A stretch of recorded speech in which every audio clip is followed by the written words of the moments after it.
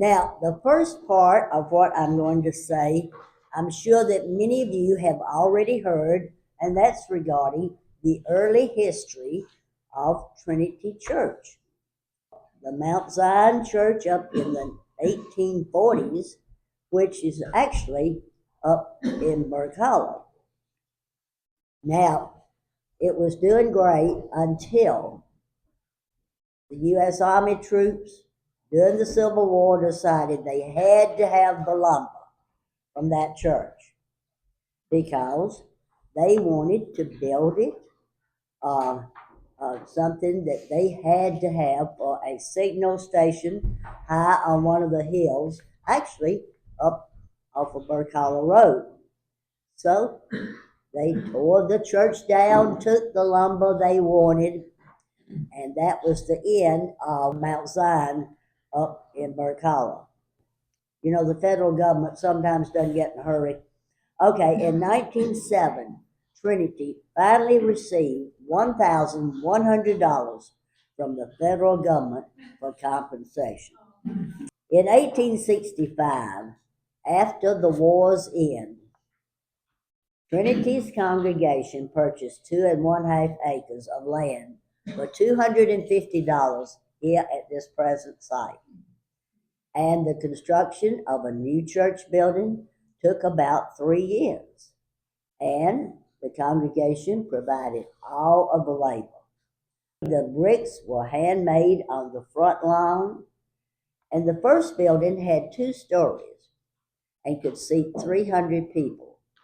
Okay, the upper floor had 2 rooms.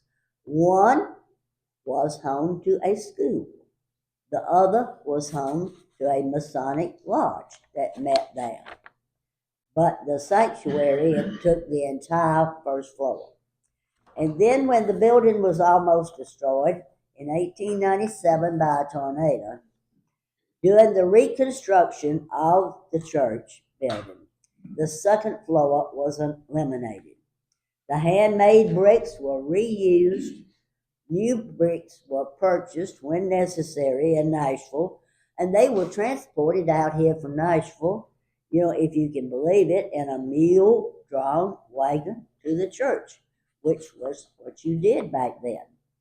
And then in 1909, another tornado wrecked the church's tower, damaged the east sides of the building, and repairs were made within a few months.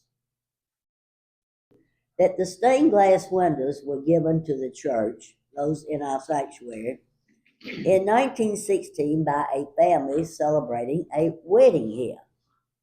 Now protected by storm windows, the stained glass windows have endured without breakage all through the years. And then I have to tell you my story about the stained glass windows, and that is probably about 15 years ago, if some of you may remember Roger Klein, when he and his family were here at this church before they moved to Florida. Roger was getting cost of replacements in case something happened. If we had a fire, we had a storm. So he asked me if I would check on the stained glass windows. So I called a stained glass window company in Nashville. I didn't know them, didn't matter to me, because I just wanted information. And in doing so, they said, yes, ma'am, we made those windows. We still have the file. We can replace them, make more. And he said, we have all of the information right here. So I got everything. So remember, if something happens, we can go back to that company in Nashville. And then moving on with things that were built here, the present Sunday school annex was added over here, like where the minister's office is today, the choir room, etc. And that was added in 1956. Then in 1988, additional construction took place right here when Fellowship Hall and educational rooms were built. A porch was added at the northwest side entrance in 1991. And then in 2000, about 1.5 acres behind the church were purchased, and first steps for a campus master plan were taken.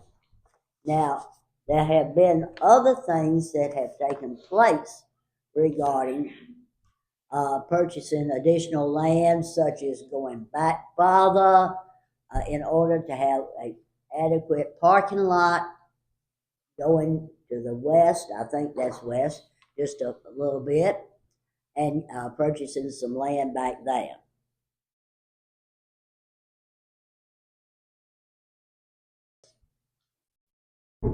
Electricity came out here in 1936. Being caught during the Great Depression, the congregation could not afford all of the ceiling lights that we have in the sanctuary today, so they bought 5 to start with. And then another tidbit is in 1937, the dusty Wilson Pike was paved. So you didn't drive through a dust storm.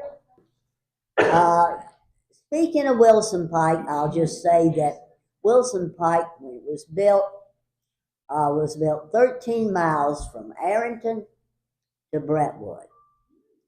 It was a toll road, and we had toll houses up and down. Now, you may wonder, why was it a toll road? It was a shorter distance to drive Wilson Pike to get to Nashville. The last toll house that I remember no longer exists, but it was on the corner of Split Log Road and Wilson Pike. Revivals were very important here, especially in the 1930s. It was not unheard of to bring ministers in from other states to spend a whole week here for a revival. And that was also a very good time for people to decide to join the church. Then moving on, we always think of Mary Herbert with her long and loving care of the church records and the church history. But I just want to remind you of something, since we've just had Memorial Day, and that is during World War II, she maintained the church's banner of stars, representing each man and woman in military service. After the war, she removed those stars and sent them to the individuals they represented, and she sent a gold star to the family of Marvin Lee Stevens, who was killed in France after D-Day, Jim Jameson, that was killed later in the Korean War. So I just wanted to mention that. I think that's so important, and especially since we just had Memorial Day. Okay, so then we get to, where did the beautiful black wrought iron fence come from out front? Well, it was from the home of Tom Page, whose house is on Burke Hollow, near the site of the old Mount Zion. And in 1897, he gave that fence to Trinity.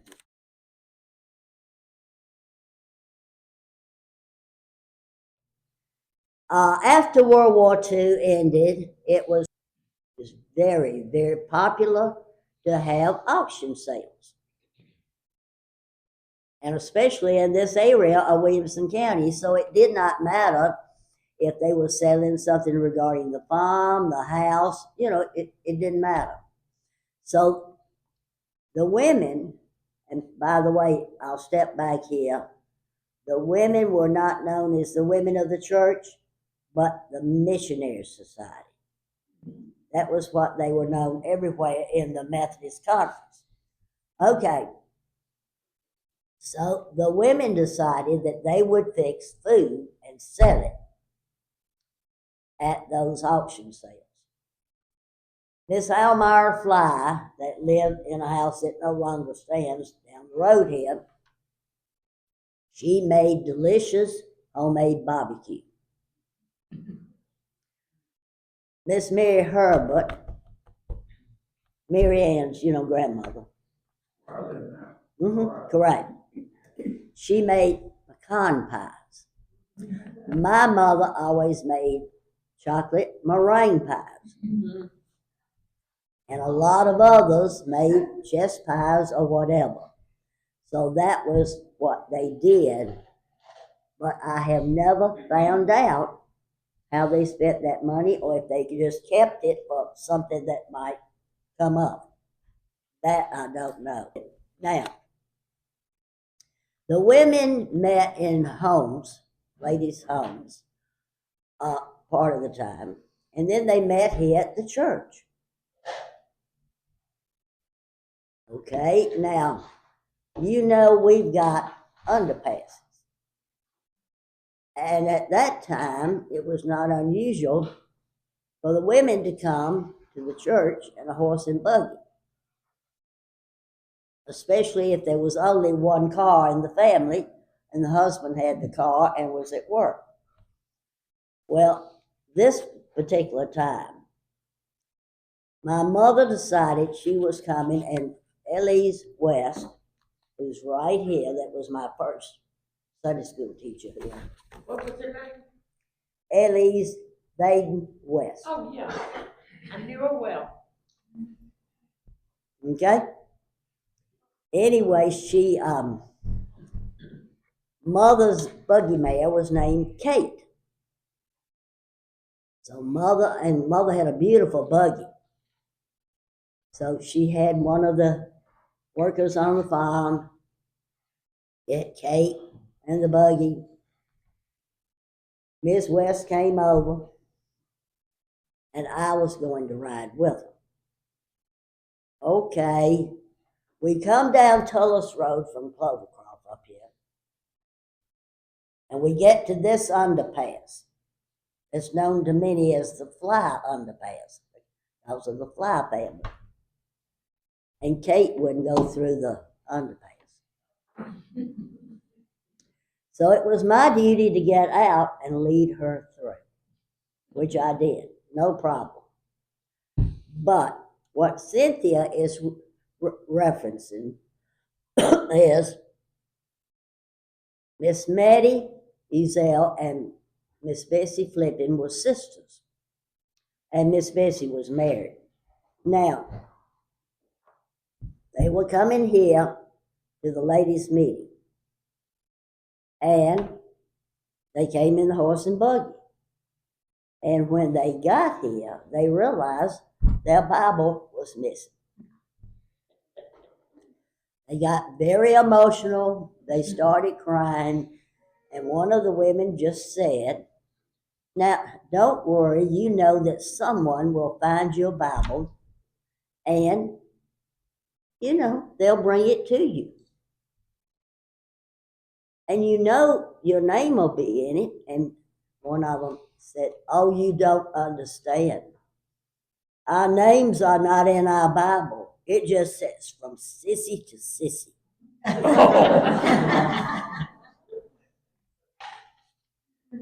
I'm going to pass something around. But this is a picture that was made sometime between 1952 and 1956. When, I don't know for sure. But the man in the picture is Brother P.R. Russell. He was our, of course, part-time minister. He worked for the Methodist Publishing House in Nashville, and he and his family lived right off of Wedgewood in Nashville. Okay. He invited the women of the church to come into Nashville and tour. the upper room. And that's what this picture is about. The women, and now how they got there, I don't know, because very few of them drove, and you know they wouldn't drive to Nashville. But anyway, I don't have that information. I haven't found anybody in this picture yet that is living. Yes, on the front row, you got Mary Herbert. Then you got Mildred Fly. The lady and her daughter, I do not know. They were not members here. And then the young lady on the end of the row here is Pegging Hill. That, of course, is deceased now. Now then you got Brother Russell. And next to him is Lottie Jameson and Brother Russell's wife. And then Miss Laura Fly with the big hat. And then Elise Baden West. The lady in the big black hat, I have to tell you that story. Her name was Miss Lola Fly. Now her husband was actually a half brother to Jerry Fly that lived over here, Al Meyer's husband. If you're going on Wilson Pike and you're headed north and you pass Split Log Road on your right, then you'll see on Wilson Pike a barn and a house. Okay, that's where they lived. And he was a blacksmith. Besides farming, he was a blacksmith, and if you can believe this, he made a poker for my mother, and I still have it. And he was an excellent blacksmith, and that must have really been an art back then. Then come on back to the next row. This lady is Miss Jess Pascal. And some of you may have heard of Pascal's store up at Arrington. It was a grocery store, a dry goods store, a post office, gas station, coal yard, you name it. And that was Hill Pascal's mother. And then I do not know for sure who the lady is next to her. I think she must have been a visitor. And then Mattie Tullis, and then Mrs. Lee Jordan, and that would have been Walter Lee Jordan's grandmother. Okay? And then my mother is the next one. And then come on down here, you've got Claude Marshall, Ann Herbert Floyd, and I think the next lady would be Dot McGee Fly. Now, if you want to know that I'm old as dirt, then I'm going to ask you a quiz question. Who are we kin to that goes back to the early days of Nashville? The Wilson family. No. Andrew Jackson. Andrew Jackson. No. David Crockett. Robert. Who said DeMombra? Timothy DeMombra was the French fur trader that came to Nashville from Canada. And he is my great, great, great, great grandfather. You know what, that means you can. It has been wonderful. Thank you.